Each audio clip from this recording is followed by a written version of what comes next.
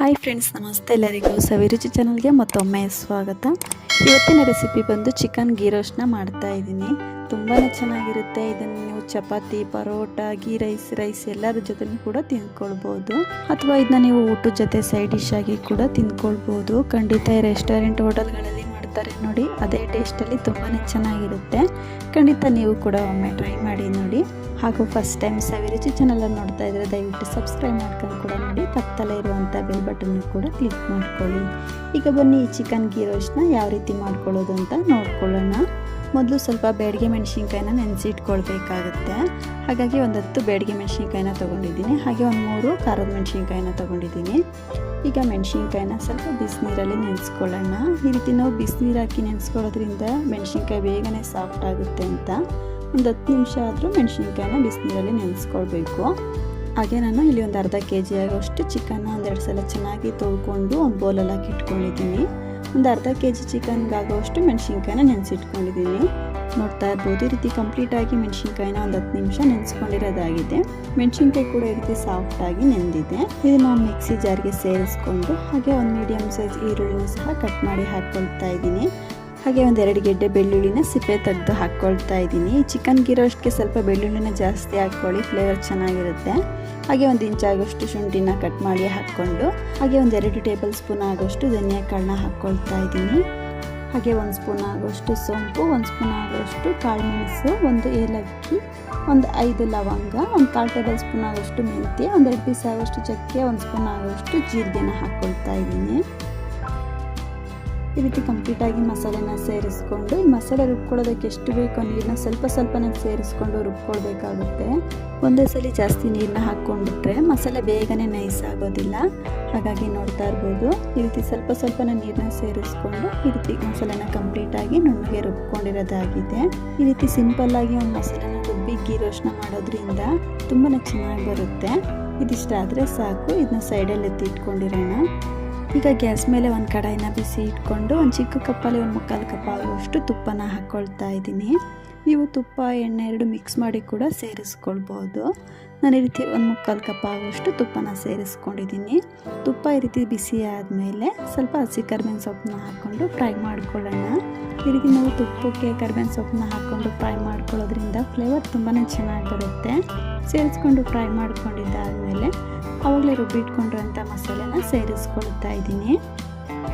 ಈ ರೀತಿ ಕಂಪ್ಲೀಟಾಗಿ ಮಸಾಲೆನ ಸೇರಿಸ್ಕೊಂಡು ತುಪ್ಪದಲ್ಲೇ ಮಸಾಲೆನ ಚೆನ್ನಾಗಿ ಮಿಕ್ಸ್ ಮಾಡ್ಕೊಳ್ತಾ ಫ್ರೈ ಮಾಡ್ಕೊಳ್ಬೇಕು. ಅಂದರೆ ನಾವು ಈರುಳ್ಳಿ, ಬೆಳ್ಳುಳ್ಳಿ ಎಲ್ಲ ಮಸಾಲೆಗಳನ್ನ ಹಸಿದೆ ಹಾಕ್ಕೊಂಡು ರುಬ್ಕೊಂಡಿರೋದ್ರಿಂದ ಈ ರೀತಿ ಮಸಾಲೆಯಲ್ಲಿರುವ ಹಸಿ ವಾಸನೆ ಕಂಪ್ಲೀಟಾಗಿ ಫ್ರೈ ಮಾಡ್ಕೊಳ್ಬೇಕು. ಏನಿಲ್ಲ ಅಂದರೆ ಒಂದು 2 ನಿಮಿಷ ಆದರೂ ಮಸಾಲೆನ ತುಪ್ಪದಲ್ಲೇ ಚೆನ್ನಾಗಿ ಫ್ರೈ ಮಾಡ್ಕೊಳ್ಬೇಕು. ನಾವು ಈ ರೀತಿ ಮಸಾಲೆನ ಎಷ್ಟು ಚೆನ್ನಾಗಿ ಹದವಾಗಿ ಫ್ರೈ ಮಾಡ್ಕೊಳ್ತೀವೋ ನಮಗೆ ಗೀ ರೋಸ್ಟ್ ಅನ್ನೋದು ಕೂಡ ತುಂಬಾ ಚೆನ್ನಾಗಿ ಬರುತ್ತೆ. ಈ ರೀತಿ ಕಂಪ್ಲೀಟಾಗಿ ಮಿಕ್ಸ್ ಮಾಡಿಕೊಂಡು ನೋಡ್ತಾ ಇರ್ಬೋದು, 1-2 ನಿಮಿಷ ಚೆನ್ನಾಗಿ ಫ್ರೈ ಮಾಡ್ಕೊಂಡಿರೋದಾಗಿದೆ. ಈಗ ಇದಕ್ಕೆ ನಾನು ಒಂದು ಅರ್ಧ ನಿಂಬೆಹಣ್ಣು ಗಾತ್ರದಷ್ಟು ಹುಣಸೆ ರಸನ ಹಾಕ್ಕೊಳ್ತಾ ಇದ್ದೀನಿ. ಈ ರೀತಿ ನಾವು ಸ್ವಲ್ಪ ಹುಣಸೆ ರಸನ ಹಾಕ್ಕೊಳ್ಳೋದ್ರಿಂದ ಗೀ ರೋಸ್ಟ್ ಟೇಸ್ಟ್ ತುಂಬಾ ಚೆನ್ನಾಗಿ ಬರುತ್ತೆ. ನಾವು ಟೊಮೊಟೊ ಆಗಿರ್ಬೋದು, ನಿಂಬೆ ರಸ ಆಗಿರ್ಬೋದು ಯಾವುದನ್ನು ಸೇರಿಸ್ಕೊಂಡಿಲ್ಲ. ಹಾಗಾಗಿ ಈ ರೀತಿ ಸ್ವಲ್ಪ ಹುಣಸೆ ರಸನ ಸೇರಿಸ್ಕೊಂಡು ಹಾಗೆ ರುಚಿಗೆ ತಕ್ಕಷ್ಟು ಉಪ್ಪನ್ನ ಸೇರಿಸ್ಕೊಂಡು ಈ ರೀತಿ ಕಂಪ್ಲೀಟಾಗಿ ಮಿಕ್ಸ್ ಮಾಡ್ಕೊಳ್ಳೋಣ.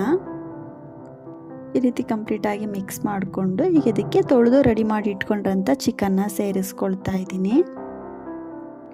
ಈ ರೀತಿ ಕಂಪ್ಲೀಟಾಗಿ ಚಿಕನ್ನ ಸೇರಿಸ್ಕೊಂಡು ಮಸಾಲೆಯಲ್ಲೇ ಚಿಕನ್ನ ಚೆನ್ನಾಗಿ ಮಿಕ್ಸ್ ಮಾಡ್ಕೊಳ್ಳೋಣ. ಈ ರೀತಿ ಕಂಪ್ಲೀಟಾಗಿ ಮಿಕ್ಸ್ ಮಾಡ್ಕೊಂಡಿದ್ದಾದಮೇಲೆ ಚಿಕನ್ಗೆ ಮಸಾಲೆ ಚೆನ್ನಾಗಿ ಸೆಟ್ ಆಗಬೇಕು. ಚಿಕನಲ್ಲಿರುವ ನೀರು ಕಂಪ್ಲೀಟಾಗಿ ಬಿಟ್ಕೊಳ್ಬೇಕು.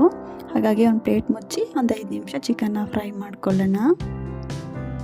ನೋಡ್ತಾ ಇರ್ಬೋದು, ಈ ರೀತಿ ಒಂದು 5 ನಿಮಿಷ ಚಿಕನ್ನ ಚೆನ್ನಾಗಿ ಫ್ರೈ ಮಾಡ್ಕೊಂಡಿರೋದಾಗಿದೆ. ಉಪ್ಪು ಹಾಕ್ಕೊಂಡಿರೋದ್ರಿಂದ ಚಿಕನಲ್ಲಿರುವ ನೀರು ಕಂಪ್ಲೀಟಾಗಿ ಬಿಟ್ಕೊಂಡಿದೆ. ನೋಡ್ತಾ ಇರ್ಬೋದು, ಚಿಕನ್ನು ಕೂಡ ಈ ರೀತಿ ಸ್ವಲ್ಪ ಸಾಫ್ಟ್ ಆಗ್ತಾ ಬರ್ತಾ ಇದೆ. ನಾವು ಇದಕ್ಕೆ ನೀರೇನು ಹಾಕ್ಕೊಳ್ಳೋ ಅವಶ್ಯಕತೆ ಇಲ್ಲ. ಬೇಕಿದ್ರೆ ನಿಮಗೆ ಸ್ವಲ್ಪ ಗ್ರೇವಿ ಥರ ಬೇಕು ಅಂತಂದರೆ ನೀರನ್ನ ಸೇರಿಸ್ಕೊಳ್ಬೋದು. ಚಪಾತಿ, ಪರೋಟಾಗೆ ಮಾಡೋದಾಯಿತು ಅಂದರೆ, ಅಥವಾ ಸೈಡ್ ಡಿಶ್ ಆಗಿ ತಿಂದ್ಕೊಳ್ತೀವಿ ಅಂತಂದರೆ ನೀರೇನು ಸೇರಿಸ್ಕೊಳ್ಳೋ ಅವಶ್ಯಕತೆ ಇಲ್ಲ. ಇದೇ ರೀತಿ ಕಂಪ್ಲೀಟಾಗಿ ಮಿಕ್ಸ್ ಮಾಡ್ಕೊಳ್ತಾ ಒಂದು ಪ್ಲೇಟ್ ಮುಚ್ಚಿ ಚಿಕನ್ನ ಒಂದು 10 ನಿಮಿಷ ಚೆನ್ನಾಗಿ ಬೇಯಿಸ್ಕೊಳ್ಳೋಣ. ನೋಡ್ತಾ ಇರ್ಬೋದು, ನಾವು ಹಾಕ್ಕೊಂಡಿರೋಂಥ ತುಪ್ಪ ಕೂಡ ಕಂಪ್ಲೀಟಾಗಿ ಬಿಡ್ತಾ ಬರ್ತಾ ಇದೆ. ನೀವು ಚಪಾತಿ, ಪರೋಟ, ಗೀ ರೈಸ್ಗೆ ಮಾಡ್ಕೊಳ್ಳೋದಾದರೆ ಗ್ರೇವಿನ ಈ ಹದದಲ್ಲಿ ರೆಡಿ ಮಾಡ್ಕೊಳ್ಳಿ. ನಾನಿಲ್ಲಿ ಸೈಡ್ ಡಿಶ್ ಆಗಿ ಮಾಡ್ಕೊಳ್ತಾ ಇರೋದ್ರಿಂದ ಚಿಕನ್ ಗೀ ರೋಸ್ಟ್ನ ಸ್ವಲ್ಪ ಡ್ರೈ ಆಗಿ ಮಾಡ್ಕೊಳ್ತಾ ಇದ್ದೀನಿ. ಇದೇ ರೀತಿ ಮಿಕ್ಸ್ ಮಾಡ್ಕೊಳ್ತಾ ತುಪ್ಪದಲ್ಲೇ ಸ್ವಲ್ಪ ಚಿಕನ್ನು ಡ್ರೈ ಆಗೋವರೆಗೂ ಫ್ರೈ ಮಾಡ್ಕೊಳ್ತಾ ಇದ್ದೀನಿ. ಸೈಡ್ ಡಿಶ್ ಆಗಿ ಮಾಡ್ಕೊಳ್ತಾ ಇರೋದ್ರಿಂದ ನೋಡ್ತಾ ಇರ್ಬೋದು, ಒಂದು ಪ್ಲೇಟ್ ಮುಚ್ಚಿ ಈ ರೀತಿ ತುಪ್ಪದಲ್ಲೇ ಚಿಕನ್ನ ಚೆನ್ನಾಗಿ ಫ್ರೈ ಮಾಡ್ಕೊಂಡಿರೋದಾಗಿದೆ. ಈ ರೀತಿ ಸೈಡಲ್ಲಿ ತುಪ್ಪ ಕೂಡ ಕಂಪ್ಲೀಟ್ ಆಗಿ ಬಿಟ್ಕೊಂಡಿದೆ. ಚಿಕನ್ನು ಕೂಡ ಸಾಫ್ಟ್ ಆಗಿ ಬೆಂದಿದೆ. ನೀವು ಚಪಾತಿ, ಪರೋಟ, ಗೀ ರೈಸ್ಗೆ ಮಾಡ್ಕೊಳ್ಳೋದಾಯಿತು ಅಂದರೆ ಗ್ರೇವಿ ರೀತಿ ಹದದಲ್ಲಿ ರೆಡಿ ಮಾಡ್ಕೊಳ್ಳಿ. ಖಂಡಿತ ಈ ರೆಸ್ಟೋರೆಂಟ್, ಹೋಟೆಲ್ಗಳಲ್ಲಿ ಮಾಡ್ತಾರೆ ನೋಡಿ, ಅದೇ ಟೇಸ್ಟಲ್ಲಿ ತುಂಬಾ ಚೆನ್ನಾಗಿರುತ್ತೆ. ಖಂಡಿತ ನೀವು ಕೂಡ ಒಮ್ಮೆ ಟ್ರೈ ಮಾಡಿ ನೋಡಿ. ನಿಮಗೆ ಹೇಗೆ ಬಂತು ಅಂತ ಮಿಸ್ ಮಾಡದೆ ಕಮೆಂಟ್ ಮಾಡಿ ತಿಳಿಸಿ. ನೋಡಿದ್ರಲ್ವಾ ಫ್ರೆಂಡ್ಸ್, ಇವತ್ತಿನ ಚಿಕನ್ ಗೀ ರೋಸ್ಟ್ ರೆಸಿಪಿ ನಿಮ್ಮೆಲ್ಲರಿಗೂ ಇಷ್ಟ ಆಯಿತು ಅಂದ್ಕೊಳ್ತೀನಿ. ಇಷ್ಟ ಆದರೆ ಈ ವಿಡಿಯೋಗೊಂದು ಲೈಕ್ ಮಾಡಿ, ಶೇರ್ ಮಾಡಿ. ಹಾಗೂ ಇನ್ನಷ್ಟು ಈಸಿ ರೆಸಿಪಿಗಾಗಿ ಸವಿರುಚಿ ಚಾನಲ್ ಸಬ್ಸ್ಕ್ರೈಬ್ ಮಾಡ್ಕೊಂಡು ಕೂಡ ನೋಡಿ. ಪಕ್ಕದಲ್ಲೇ ಇರುವಂಥ ಬೆಲ್ ಬಟನ್ನು ಕೂಡ ಕ್ಲಿಕ್ ಮಾಡ್ಕೊಳ್ಳಿ. ಇನ್ನೊಂದು ಒಳ್ಳೆ ರೆಸಿಪಿಯೊಂದಿಗೆ ಸಿಗೋಣ. Thank you.